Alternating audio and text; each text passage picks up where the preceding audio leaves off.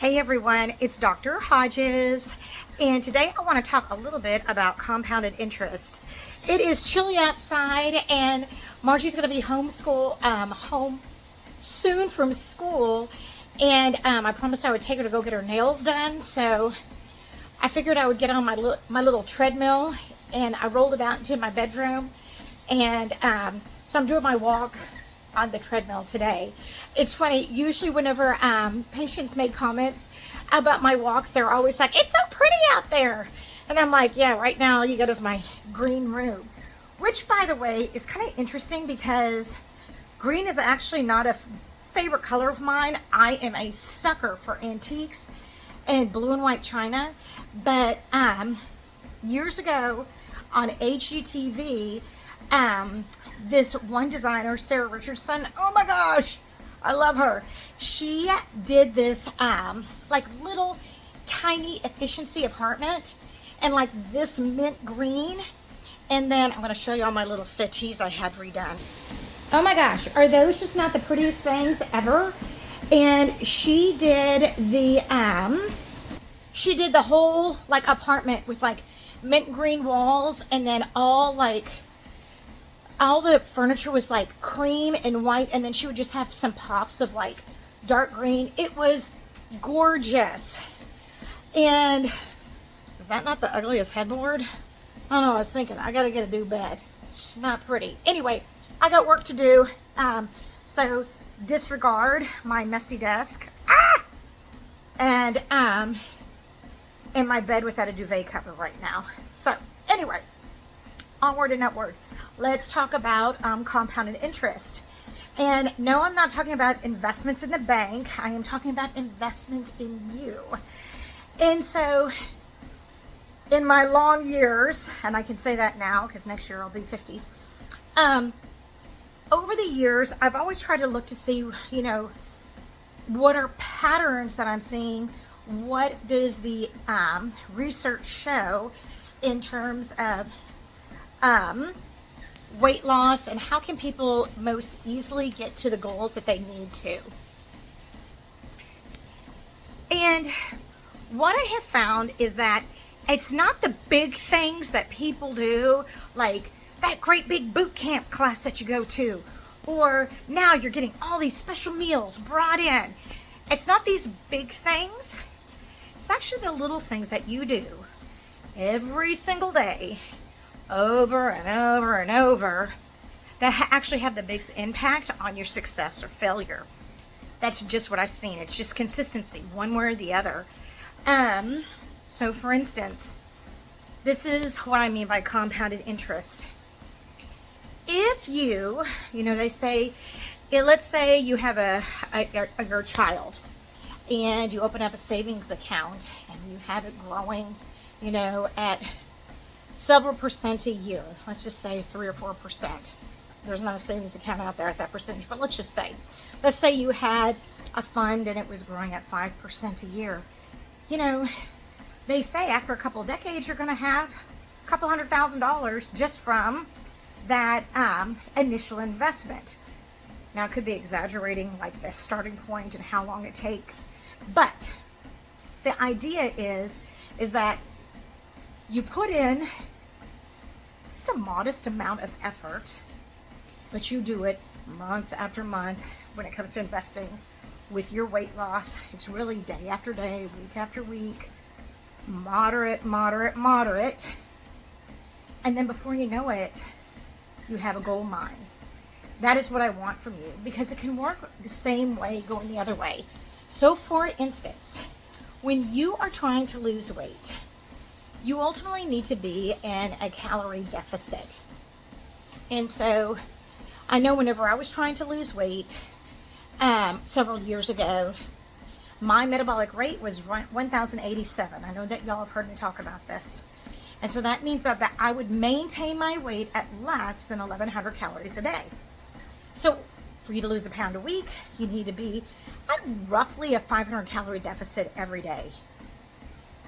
That would leave me 11 minus 5 is 6. That would leave me 600 calories a day to net. And I would never, and this is what I do for a living, I would never tell anybody to only eat 600 calories a day. So for me, and it took me 2 years to lose about 40 pounds, 50 pounds. I would keep my calories at 1,000, and then I would walk several times a week, anywhere from 3 to 5 miles every time that I would walk, knowing that that would give me anywhere from a 3 to 4 to 500, depending on how long I walked. It would give me that deficit, because just keeping my calories at 1,000 was barely going to give me a 100-calorie deficit, meaning below what my body actually needed to do the things it needs to do on a regular basis. So for me, it took a long time because I didn't always walk. So sometimes I was just relying on the fact that I was getting maybe a 100-calorie deficit.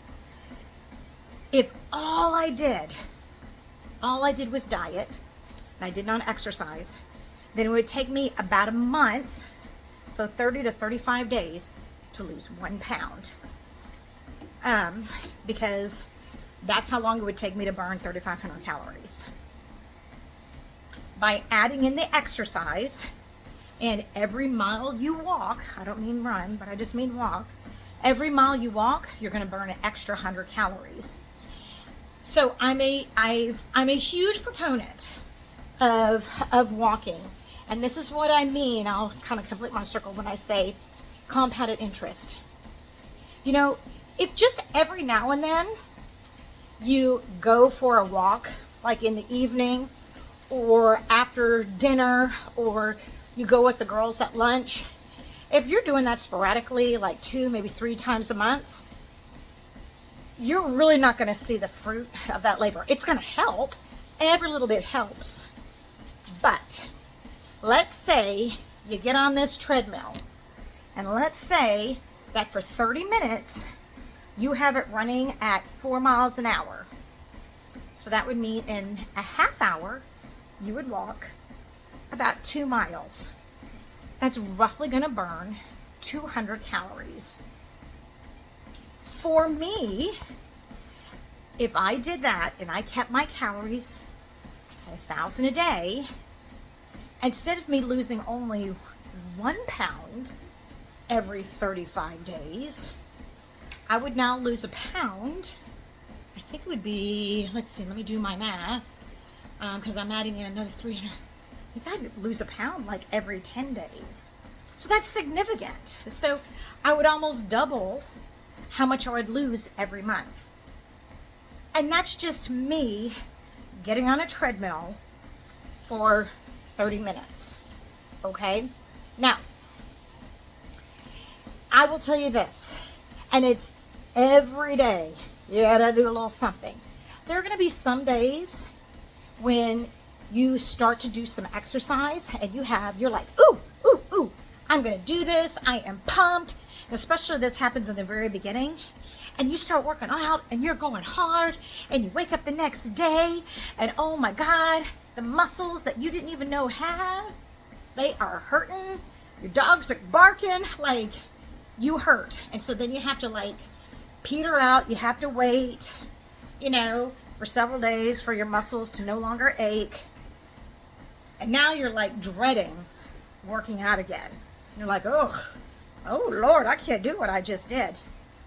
But you're absolutely right. You shouldn't have done that. This is what you need to know.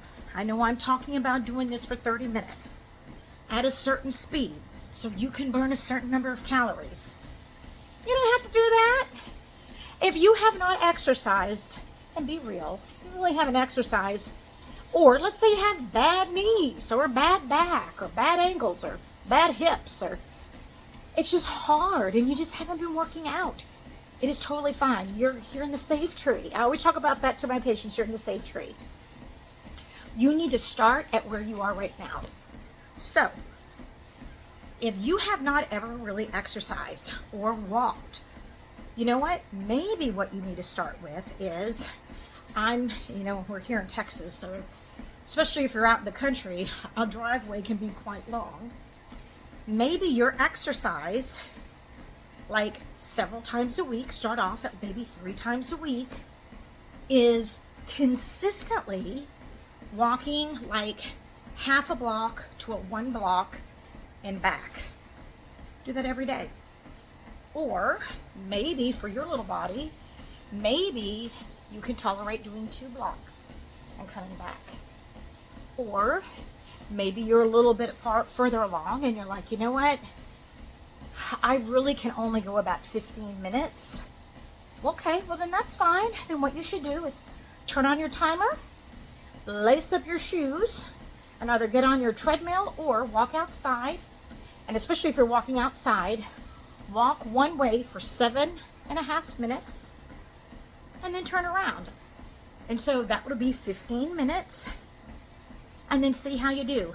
Do that for about 1 or 2 weeks. What'll be interesting is the more often that you do that, you're going to start to see, you know what? I can go a little further and it doesn't hurt as much. I think the key to this is maybe you have not ever exercised, work out one day and then give yourself a break and then lace up the shoes and go the next day.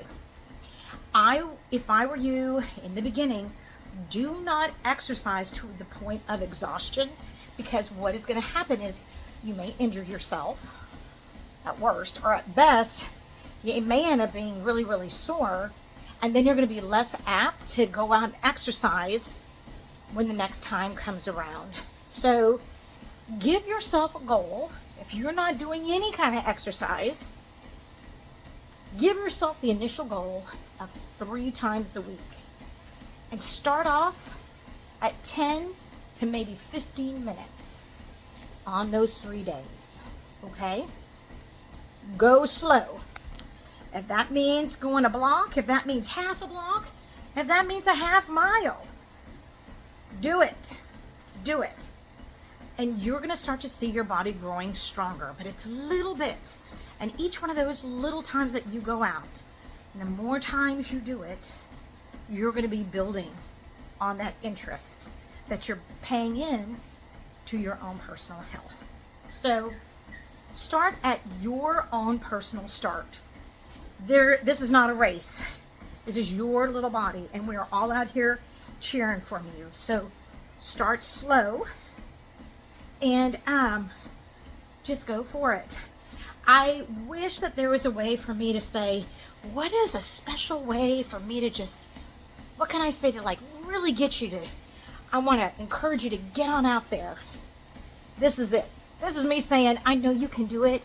Get on out there. But you know what? Just like how I tell Margie, you gotta go brush your teeth. Like, you can't just keep watching YouTube or whatever. Like, you just have to go do it.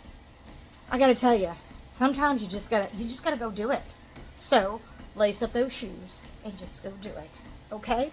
I promise you, you will see the dividends. Hope this helped.